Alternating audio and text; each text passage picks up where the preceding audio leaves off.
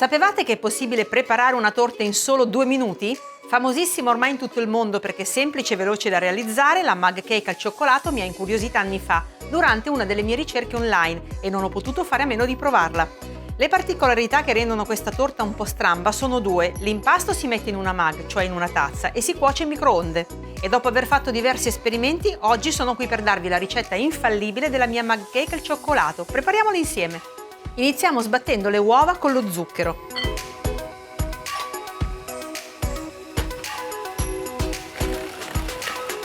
Ora che il composto è bello chiaro e spumoso, aggiungo a filo sia il burro fuso che il latte.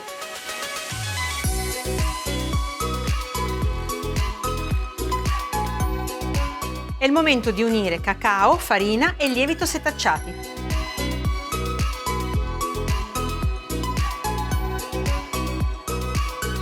E ora mescoliamo tutti gli ingredienti. Ecco, il nostro composto è pronto.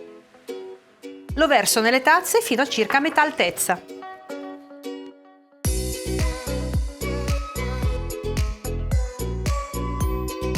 E ora il tocco goloso: metto al centro un cubetto di cioccolato bianco.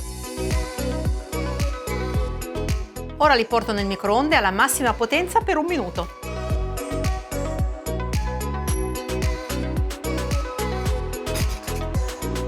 Un po' di zucchero a velo. Ed ecco qui la mia mug cake pronta, è davvero buonissima.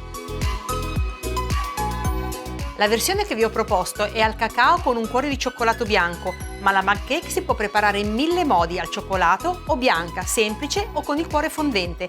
Insomma, c'è da sbizzarrirsi, sono curiosa di vedere la vostra versione.